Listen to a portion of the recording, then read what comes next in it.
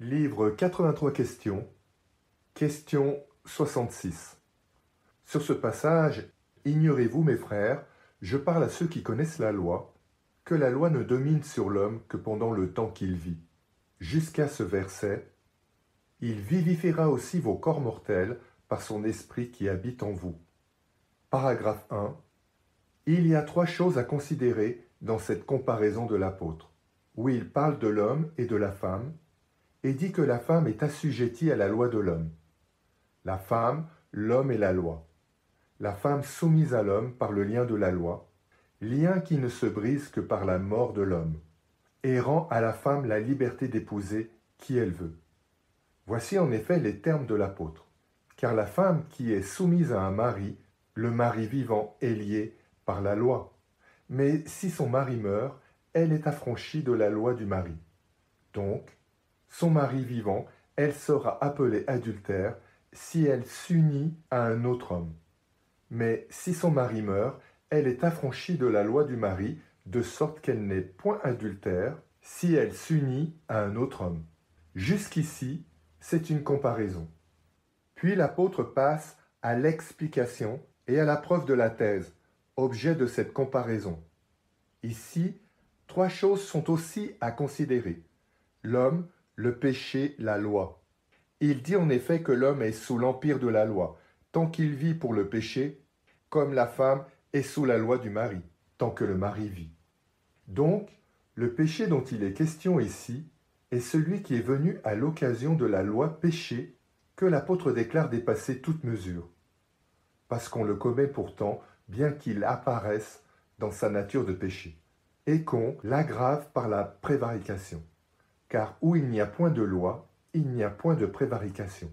Et c'est là le sens de ces paroles, en sorte que le commandement a rendu coupable outre mesure le pécheur ou le péché. Quoique la loi défende de péché, l'apôtre ne dit cependant pas qu'elle a été donnée pour délivrer du péché, mais pour le faire paraître.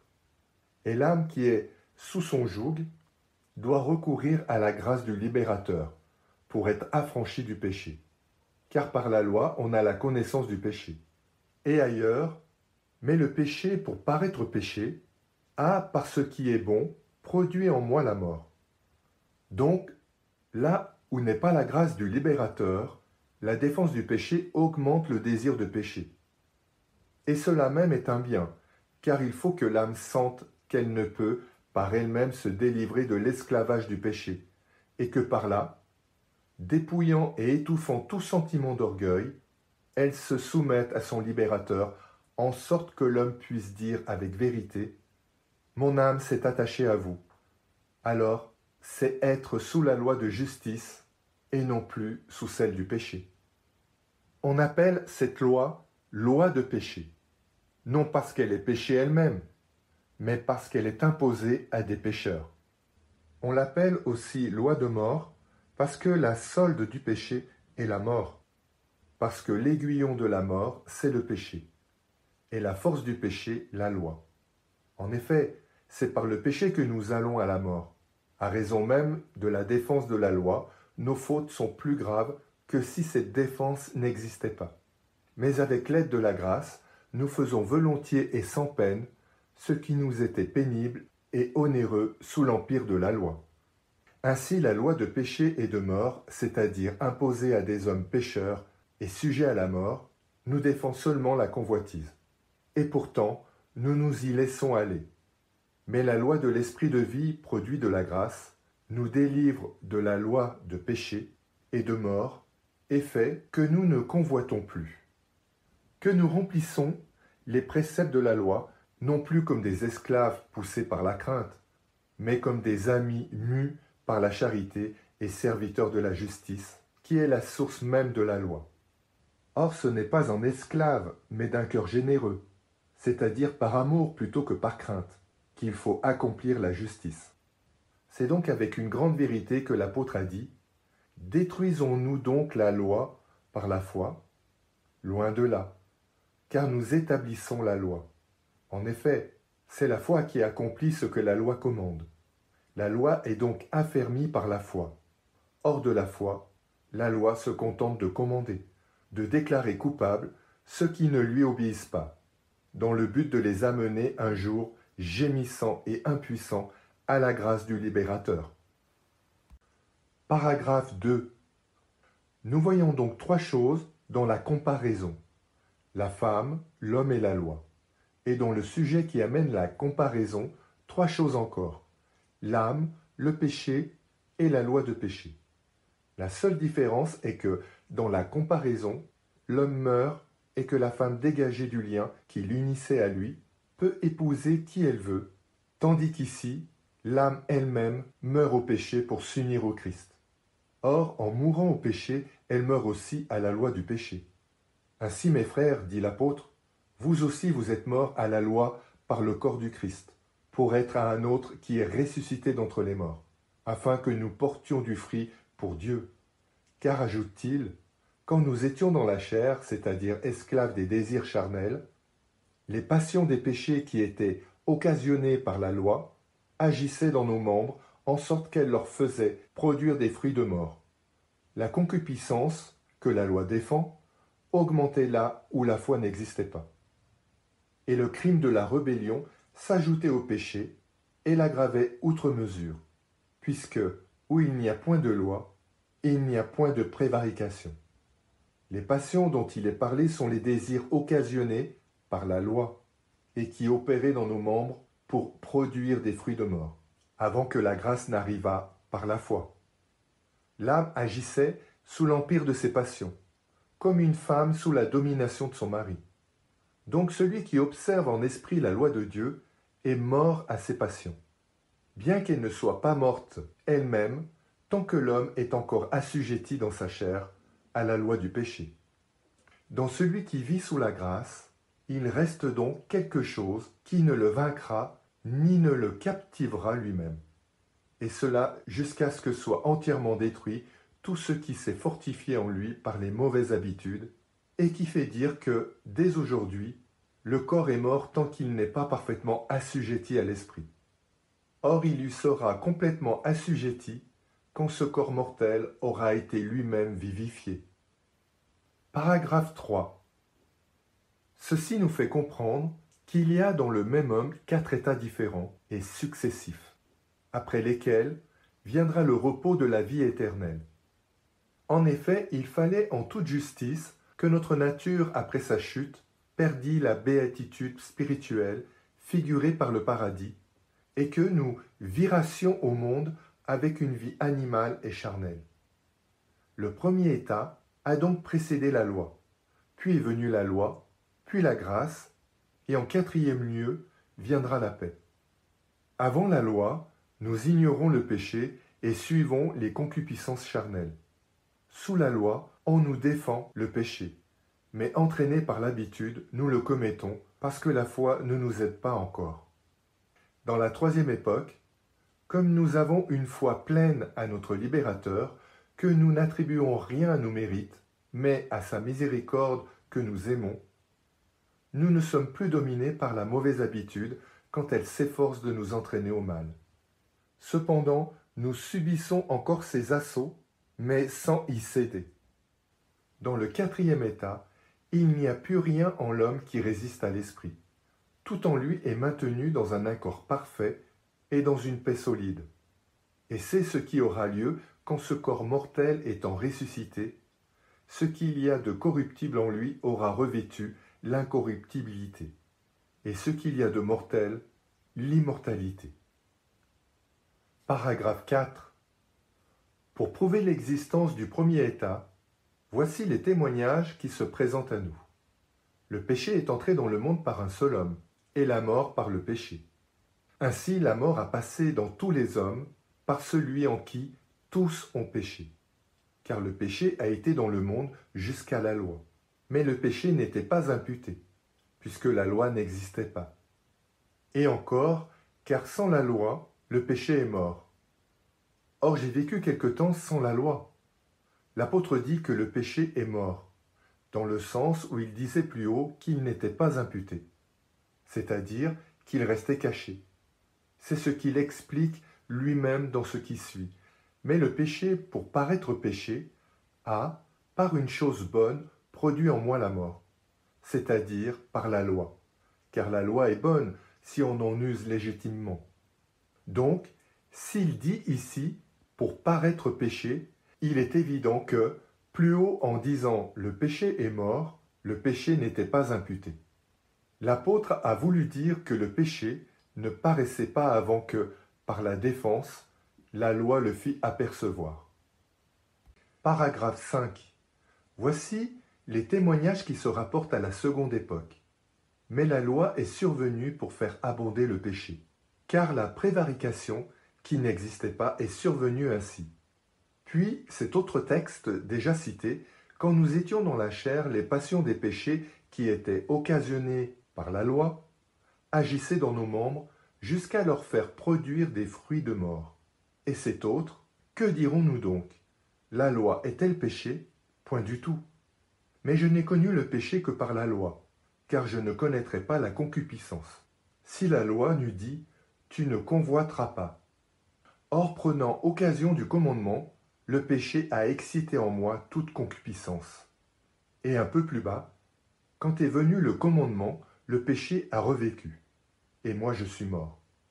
Et il s'est trouvé que ce commandement qui devait me donner la vie a causé ma mort. Ainsi le péché prenant occasion du commandement m'a séduit et par lui m'a tué. Par ces mots, je suis mort, l'apôtre veut dire « j'ai connu que j'étais mort ». Car celui-là devient prévaricateur qui sait par la loi ce qu'il ne doit pas faire et le fait néanmoins. Quant à ces paroles, le péché en prenant occasion du commandement m'a séduit, elle signifie ou que l'attrait au péché est plus grand quand il y a une défense, ou que l'homme qui accomplit les ordres de la loi, s'il n'a pas encore la foi qui est le produit de la grâce, s'en attribue le mérite et pêche davantage par orgueil. L'apôtre continue et dit « Ainsi la loi est sainte et le commandement saint, juste et bon. Ce qui est bon est donc devenu pour moi la mort, loin de là. Car le péché, pour paraître péché, a par une chose bonne produit en moi la mort, de sorte que le commandement a rendu coupable, outre mesure, le pécheur ou le péché.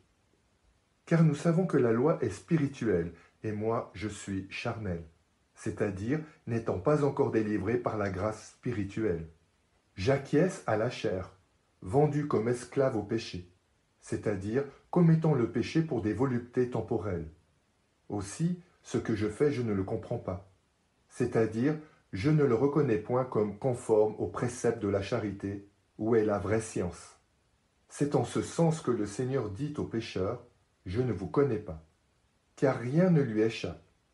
Mais comme les péchés n'ont point de place dans les prescriptions de la loi, fondées sur la vérité, celui qui est la vérité même dit aux pécheurs, « Car rien ne lui échappe. » Mais comme les péchés n'ont point de place dans les prescriptions de la loi, fondées sur la vérité, celui qui est la vérité même dit aux pécheurs, « Je ne vous connais pas. » En effet, comme les yeux reconnaissent les ténèbres en ne les voyant pas, ainsi l'esprit sert les péchés sans les connaître. C'est pour cela, je pense, qu'il est écrit dans les psaumes, « Qui connaît les péchés ?» Car je ne fais pas ce que je veux, mais je fais ce que je haïs. Or si je fais ce que je ne veux pas, j'acquiesce à la loi comme étant bonne. Ainsi ce n'est plus moi qui fais cela, mais le péché qui habite en moi. Car je sais que le bien n'habite pas en moi, c'est-à-dire dans ma chair. En effet, le vouloir réside en moi, mais accomplir le bien, je ne l'y trouve pas. Aussi le bien que je veux, je ne le fais point. Mais le mal que je ne veux pas, je le fais. Si donc je fais ce que je ne veux pas, ce n'est pas moi qui le fais, mais le péché qui habite en moi. Je trouve donc, quand je veux faire le bien, cette loi, que le mal réside en moi. Je me complais dans la loi de Dieu selon l'homme intérieur, mais je vois dans mes membres une autre loi qui combat la loi de mon esprit et me captive sous la loi du péché, laquelle est dans mes membres. Jusque-là, c'est le langage d'un homme établi sous la loi, mais non encore sous la grâce. Il est vaincu par le péché malgré lui, car l'habitude de la chair a prévalu, ainsi que le lien naturel de la mortalité qui nous rattache à Adam. Que celui qui se trouve en cet état implore donc du secours, et qu'il sache qu'il n'a en propre que la nature déchue, et non la nature restaurée. Une fois délivré, il connaît la grâce de son libérateur et s'écrie « Homme infortuné que je suis, qui me délivrera du corps de cette mort ?» La grâce de Dieu par Jésus-Christ notre Seigneur. Paragraphe 6. Maintenant commence le langage de l'homme établi sous la grâce, dans le troisième état dont nous avons parlé, où la chair mortelle offre encore de la résistance, mais ne triomphe plus et ne force plus à consentir au péché. Voici ce que dit l'apôtre. Ainsi, j'obéis moi-même par l'esprit à la loi de Dieu et par la chair à la loi du péché. Il n'y a donc pas maintenant de condamnation pour ceux qui sont en Jésus-Christ, parce que la loi de l'esprit de vie, qui est dans le Christ Jésus, m'a affranchi de la loi du péché et de la mort.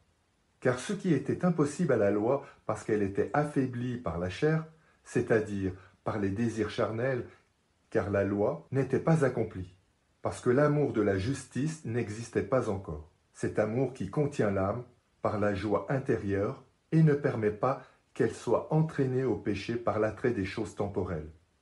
La loi était donc affaiblie par la chair, c'est-à-dire ne rendait pas juste ceux qui étaient les esclaves de la chair. Mais Dieu a envoyé son Fils dans une chair semblable à celle du péché. Ce n'était point une chair de péché, car elle n'était point née de la délectation charnelle. Cependant, elle ressemblait à la chair du péché, parce qu'elle était mortelle, et qu'Adam n'a mérité la mort qu'en péchant. Mais qu'a fait le Seigneur? Il a condamné le péché dans la chair à cause du péché même, c'est-à-dire en revêtant la chair de l'homme pécheur et en nous apprenant à vivre, il a condamné le péché dans la chair même, afin que l'esprit enflammé de l'amour des choses éternelles ne se laissât plus entraîner par la passion. Afin, continue l'apôtre, que la justification de la loi s'accomplit en nous, qui ne marchons point selon la chair, mais selon l'esprit. Ainsi, les préceptes de la loi, qui ne pouvaient s'accomplir par la crainte, s'accomplissent par l'amour. En effet, ceux qui sont selon la chair goûtent les choses de la chair, c'est-à-dire estiment les biens charnels comme le souverain bonheur. Mais ceux qui sont selon l'esprit ont le sentiment des choses de l'esprit. Or la prudence de la chair est mort, mais la prudence de l'esprit est vie et paix, parce que la prudence de la chair est ennemie de Dieu. Il a lui-même expliqué le sens de ce mot « ennemi », de peur qu'on ne supposât l'existence d'un autre principe. En effet, il ajoute immédiatement « car elle n'est point soumise à la loi de Dieu, et elle ne le peut ». Ainsi, agir contre la loi, c'est être ennemi de Dieu. Non que rien puisse nuire à Dieu, mais celui qui résiste à la volonté de Dieu se nuit à lui-même. Il regimbe contre l'aiguillon, ainsi que la voix d'en haut le dit à l'apôtre Paul quand il persécutait l'Église. Car elle n'est point soumise à la loi de Dieu, et elle ne le peut. C'est à peu près comme si l'on disait « la neige n'échauffe pas, car elle ne le peut ». En effet, tant qu'elle est neige, elle n'échauffe pas. Seulement, elle peut se fondre et devenir brûlante jusqu'à échauffer. Mais alors, elle n'est plus neige. De même, ce que l'apôtre appelle prudence de la chair, c'est la convoitise, l'âme pour les biens temporels, auxquels elle s'attache à un grand prix. Tant que l'âme est dominée par cette convoitise, elle ne peut être soumise à la loi de Dieu, c'est-à-dire, elle ne peut accomplir ce que la loi commande. Mais dès qu'elle commence à désirer les biens spirituels et à mépriser les biens temporels, la prudence de la chair cesse et n'oppose plus de résistance à l'esprit. Ainsi, la même âme est dite avoir la prudence de la chair, quand elle convoite les choses d'ici-bas, et la prudence de l'esprit, quand elle aspire aux choses d'en haut, non que la prudence de la chair soit une espèce de substance dont l'âme se revête ou se dépouille, mais c'est une affection de l'âme elle-même et qui cesse aussitôt que l'âme se tourne vers les choses du ciel.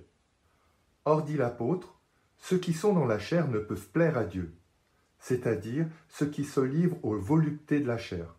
Car de peur qu'on entende ces paroles de ceux qui ne sont pas encore sortis de cette vie, il ajoute très à propos, « Pour vous, vous n'êtes point dans la chair, mais dans l'esprit. » Évidemment, il parle à des hommes qui sont encore de ce monde. En effet, ils étaient dans l'esprit parce qu'ils se complaisaient dans la foi, l'espérance et l'amour des choses spirituelles, si toutefois l'Esprit de Dieu habite en vous. Or, si quelqu'un n'a point l'Esprit du Christ, celui-là n'est point à lui. Mais si le Christ est en vous, quoique le corps soit mort à cause du péché, l'Esprit vit par l'effet de la justification. Il appelle le corps mort tant qu'il fatigue l'âme par le besoin des choses corporelles, et qu'il excite en elle des appétits terrestres par certains mouvements dont l'origine est dans ses besoins mêmes. Cependant, malgré ces mouvements, l'âme, une fois sous le joug de la loi de Dieu et sous l'empire de la grâce, ne consent point à faire le mal. C'est ce que l'apôtre a exprimé plus haut quand il a dit « J'obéis par l'esprit à la loi de Dieu et par la chair à la loi du péché. » L'homme, ainsi dépeint sous l'action de la grâce, n'a point encore la paix parfaite, qui s'établira à la résurrection et à la transformation du corps. Paragraphe 7. Il ne reste donc plus à l'apôtre qu'à parler de cette paix, qui suit la résurrection du corps, c'est-à-dire du quatrième acte de l'humanité, s'il est permis de donner ce nom à ce qui sera le repos parfait. Il continue en effet et dit « Si donc l'esprit de celui qui a ressuscité Jésus d'entre les morts habite en vous, celui qui a ressuscité Jésus d'entre les morts vivifiera aussi vos corps mortels par son esprit qui habite en vous. » Voilà un témoignage très clair de la résurrection des morts. Il est du reste assez certain que tant que nous sommes en cette vie, nous ne pouvons être exempts des incommodités de la chair mortelle, ni de certaines provocations aux voluptés sensuelles. En effet, bien que celui qui est établi sous la grâce et qui obéit par l'esprit à la loi de Dieu ne cède point à ses tentations. Cependant, par la chair, il est assujetti à la loi du péché. L'homme, montant par ses degrés à la perfection, il est sûr que le mal n'est point une substance, et que la loi n'est point mauvaise, elle qui fait voir à l'homme les liens dont le péché l'enchaîne, afin qu'en implorant avec foi le secours du libérateur, il mérite d'être délié, relevé et complètement raffermi. Ainsi, dans la première époque qui précède la loi, il n'y a point de lutte contre les plaisirs du siècle.